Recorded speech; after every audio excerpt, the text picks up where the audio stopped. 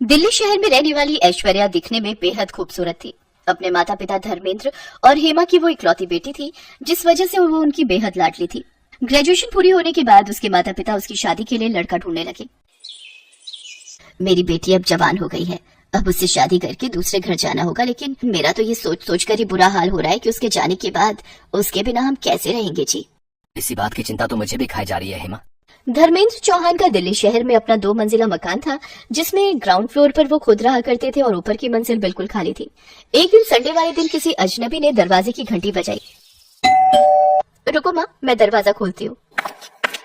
ऐश्वर्या ने जैसे ही दरवाजा खोला तो सामने एक बहुत ही हैंडसम लड़का खड़ा हुआ था, जिसका नाम था अखिल।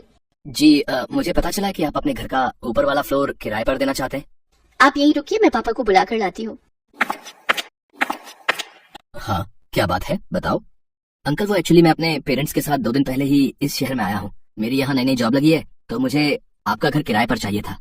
लेकिन बेटा, मुझे अपना घर किराए पर देने में कोई इंटरेस्ट नहीं है। अरे दे दीजिए ना, देखो तो बेचारा कितना मासूम लगता है। और वैसे भी कल को जब ऐश्वर्या ब्याह करके चली जाएगी, तब हम इस घर में अकेले ही रह जाएंगे, तो कम से कम और कोई होगा तो मन तो लगा रहेगा ना। आंटी जी, आपने बिल्कुल ठीक कहा। जब आपकी बेटी शादी करके चली जाएगी तो मैं आपका मन अच्छे से लगा कर रखूंगा, आपको बिल्कुल भी बोर नहीं होने दूंगा। अरे वाह बेटा, तुम तो बहुत अच्छी बातें करते हो और जल्दी घुल मिल भी जाते हो। एक काम करो, तुम अपने पेरेंट्स के साथ कल ही ऊपर वाले फ्लोर पर रहने आ जाओ, मैं तब तक साफ सफाई करवा कर रखूंगी। अरे नहीं आंटी जी, आपको परेशान होने की बिल्कुल भी जरूरत नहीं है, मैं खुद ही आकर सारी साफ सफाई कर लूंगा। अगले ही दिन अखिल अपनी माँ आशा और पिता रमेश के साथ उनके घर में शिफ्ट हो जाता है। अखिल स्वभाव का बहुत ही अच्छा लड़का था। अपनी चुलबुली बातों और हंसते हुए चेहरे से वो सबका मन जीत लेता था। हेमा चौहान को अखिल बहुत पसंद आता है। अब अखिल को उस घर में रहते हुए कुछ दिन बीत चुके थे। एक शाम हेमा अपने पति धर्मेंद्र से कहती है, अखिल कितना प्यारा लड़का है ना। हाँ, आजकल के जमाने में भला ऐसे लड़के मिलते कहाँ हैं। अपने माता पिता को खाना तक बनाकर खिलाता है। अजी, खाने की क्या बात करते हो, जब उसकी मेड नहीं आती तो वो घर का भी सारा काम खुद ही करता है। हमारी बेटी को भी काश ऐसा ही कोई लड़का मिल जाए। ऐसा ही कोई क्यों, अपना अखिल बुरा है क्या? लेकिन वो तो हमारे किराएदार हैं। हाँ तो ये तो अच्छी बात है ना, इससे हमारी बेटी भी अपने पास ही रहेगी। आप हाँ कहो तो मैं कल ही उसके माता पिता से रिश्ते की बात आगे बढ़ाती हूँ। हाँ ठीक है। फिर एक दिन मौका पाकर हेमा अखिल और उसके परिवार से इस बारे में बात करती है और फिर सबकी रजामंदी से दोनों की शादी हो जाती है। अगले दिन जब सुबह अखिल सोकर उठता है तो ऐश्वर्या को ना पाकर अपनी माँ से पूछता है, माँ, ऐश्वर्या कहाँ है? पता नहीं बेटा, मैं भी उसे ही ढूंढ रही हूँ। आज उसकी पग फेरों की रस्म जो है। लेकिन ऐश्वर्या तो बड़े मजे से अपने पेरेंट्स के पास जाकर चाय पी रही थी। ऐश्वर्या, तुम वहाँ क्या कर रही हो? चाय पी रही हूँ, मुझे अपने इस कप में ही चाय पीना पसंद है और बाथरूम भी मैं सिर्फ अपना ही यूज करती हूँ, ऊपर का वो रूम मुझे पसंद नहीं। अरे बहू, आज तुम्हारी पग फेरों की रस्म थी, लेकिन तुम तो अकेले ही मायके पहुंच गई। चलो कोई नहीं, अब मैं अखिल को नीचे भेजती हूँ तुम्हें लेने के लिए। क्या सासू माँ, अब भी आ तो रही हूँ मैं। इसके बाद आशा उसे पहली रसोई बनाने के लिए कहती है, लेकिन 5 मिनट के अंदर ही ऐश्वर्या हलवा लेकर पहुंच जाती है। अरे वाह, हमारी बहू तो बहुत तेज है। 5 मिनट भी नहीं हुए इसे गए हुए और हलवा बना कर ले आई। नहीं पापा जी, ये तो नीचे मम्मी ने बनाया था तो मैं ऊपर ले आई। बहू, अब वो तुम्हारा मायका है और ये तुम्हारा ससुराल। हाँ तो क्या फर्क पड़ता है। अच्छा वो सब छोड़िए और ये बताइए कि आप इस महीने का किराया कब दे रहे हैं? पापा ने कहा था आपसे पूछ लूं। लेकिन बहू, अब तो हम रिश्तेदार हैं, क्या अभी भी तुम्हारे पापा हमसे किराया लेंगे? हाँ पापा जी, मेरे पापा ना हिसाब के एकदम पक्के हैं। अगर आप नहीं दोगे तो वो मुझसे मांग लेंगे, क्योंकि अब मैं इस घर की बहू जो हूँ। ऐसे ही एक रोज जब ऐश्वर्या और निखिल अकेले में बैठकर बातें कर रहे होते हैं तो ऐश्वर्या की माँ उसे आवाज देकर नीचे बुला लेती है। ऐश्वर्या बेटी, कहाँ हो तुम? जल्दी से नीचे आ जाओ। कहाँ जा रही हो? अब ये तुम्हारा ससुराल है। मैंने तुमसे कहा था ना कि मुझे नींद अपने कमरे में ही आती है। इतना कहकर वो वहाँ से चली गई। अगले दिन अखिल घर का राशन लेने जा रहा था तो हेमा ने भी उसे अपनी लिस्ट पकड़ा दी। अरे दामाद जी, जरा ये मेरा भी राशन लेते आना। ठीक है आंटी, मेरा मतलब है सासू माँ। ऊपर वाले फ्लोर पर खड़े रमेश और आशा ये सब देख रहे थे। हे राम, ये ऊपर ससुराल और नीचे मायके में न जाने और क्या क्या दिन देखना पड़ेगा। ऐसे ही कुछ दिन बीत जाते हैं और ऐश्वर्या प्रेग्नेंट हो जाती है।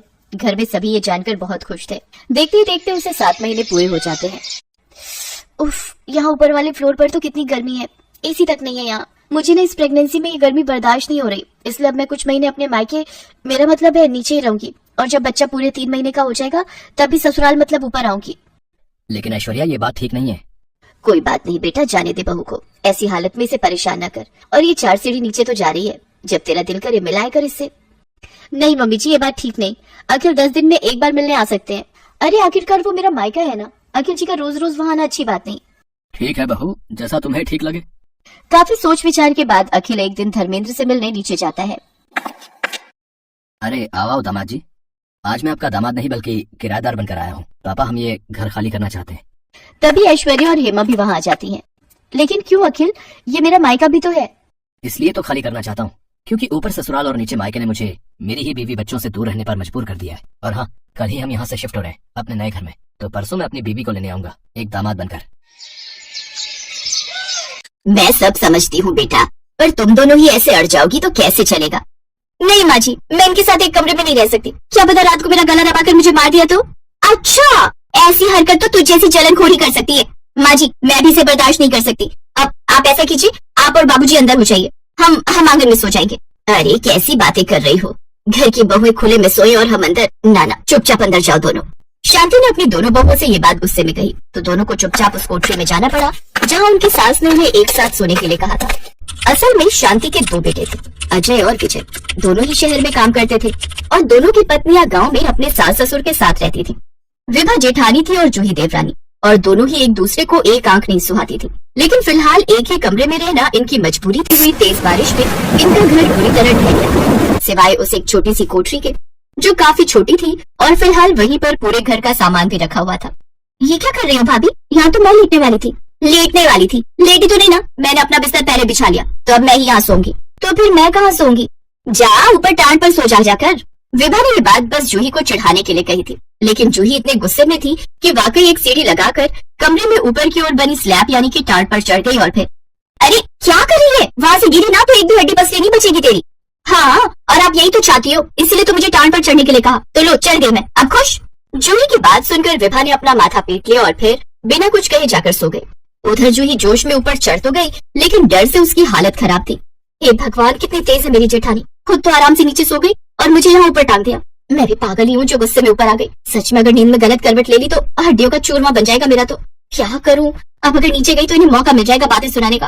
अब सोना तो यही पड़ेगा, लेकिन कुछ सोचना भी पड़ेगा। काफी देर दिमाग लगाने के बाद आखिरकार जूही को एक अच्छा आइडिया आ ही गया। उसने खुली टांग की तरफ एक कपड़ा बांध दिया और फिर बेफिक्र। अरे जूही कहाँ गई? विभा, रात को वाकई तूने ठिकाने तो नहीं लगा दिया उसे? अरे नहीं माँ जी, वो देखिए वहाँ टांग पर आराम से सो रही है। हैं, ये पागल है क्या? टांग पर जाकर क्यों सोई? जूही, अरे ओ जूही, गिर जाएगी वहां से, चल नीचे आ जल्दी। अरे नहीं माँ जी, मुझे तो बहुत बढ़िया नींद आई यहाँ पर। मैंने तो सोच लिया आपसे मैं यहीं सोया करूंगी। अरे पर रहने दीजिए ना माँ जी, अच्छा ही है, यहाँ नीचे मैं भी चैन से सो पाऊंगी। अरे पर जब अजय विजय घर आएंगे तब विजय कैसे सोएगा इसके साथ इतनी सी टांग पर? उसकी चिंता आप मत कीजिए माँ जी, मैंने कल रात को इसका हल सोच लिया था। बस आप मुझे थोड़ा सा टाइम दीजिए और फिर देखिए मैं कैसे इस एक कमरे को 2 कमरों में बदलती हूँ। जूही की बात किसी के पल्ले नहीं पड़ी, लेकिन वो जानती थी कि उसे क्या करना है। वो सीढ़ी से नीचे उतरी और फिर सीधे जंगल की ओर गई। वहाँ से कई सारी मजबूत लकड़ियाँ और मुलायम घास लेकर आई और फिर मोटी रस्सी से उसी टांग के सहारे हवा में ही एक बढ़िया बिस्तर तैयार कर लिया, जिसमें कम से कम 2 लोग आराम से सो सकते थे। और फिर ये तो बढ़िया जुगाड़ कर लिया तूने बहू। चलो अच्छा है, अब तुम दोनों बिना लड़े एक दूसरे के साथ एक ही कमरे में रह सकोगी। एक कमरे में गुजारा करना फिलहाल विभा और जूही की मजबूरी थी, लेकिन वो लड़े बिना रह जाएं, इसके आसार तो कम ही थे। इतनी मेहनत करके इतना बढ़िया बिस्तर बनाऊं मैं और उस पर सोओगी आप? वाह भाभी, फौरन मेरे बिस्तर से नीचे उतरो, वरना मुझे भी कोई शौक नहीं तेरे बिस्तर पर लेटने का। मैं तो बस देख रही थी कि मजबूत है भी कि नहीं, पता चले रात को तू और देवर जी हमारे सिर पर आ गिरो।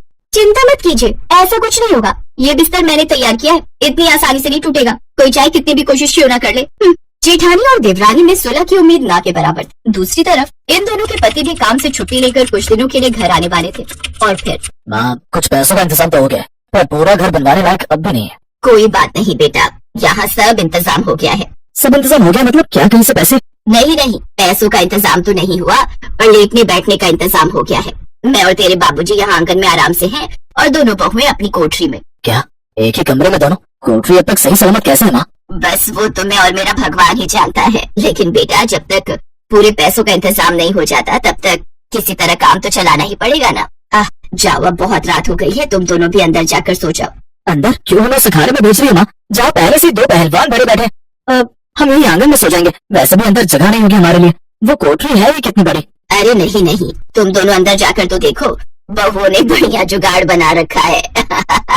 अपनी माँ की बात मानकर अजय और विजय उस कोठरी के अंदर आ गए और वाकई अंदर का नजारा देखकर चौंक गए। कोठरी में ऊपर नीचे 2 बढ़िया बिस्तर तैयार थे और फिर आधी रात के वक्त अचानक जूही की आंख खुली। उफ, गला सूख रहा है। ओहो, पानी तो नीचे रह गया, अब चुपचाप जाकर ले आती हो। पानी लेने के लिए जूही सीढ़ी से नीचे उतर ही रही थी कि तभी अंधेरे में उसका पैर लड़खड़ा गया। वो सीधे जमीन पर गिरने वाली थी, लेकिन ऐसा हुआ नहीं क्योंकि विभा ने सही वक्त पर उसे सहारा देकर संभाल लिया था। क्या कर रही है? वो पानी चाहिए था और फिर मेरा पैर फिसल गया। वैसे आप अभी तक सोई क्यों नहीं? अच्छा ही तो हुआ, अगर सो गई होती तो तूने मेरे साथ साथ सबको जगा देना था ना। मरेगी अपनी गलती से और नाम लगाएगी मेरा। ये ले पानी और जा, चढ़ जा ऊपर।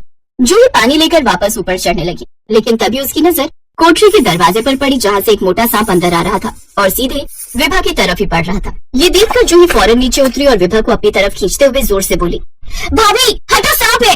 इस बार जूही ने बिल्कुल सही वक्त पर विभा को बचा लिया था। शोर से अजय और विजय की आंख भी खुल चुकी थी। दोनों ने मिलकर सबसे पहले उस सांप को मार भगाया और फिर बाल बाल बच गई आज तो। हाँ, और मैं भी।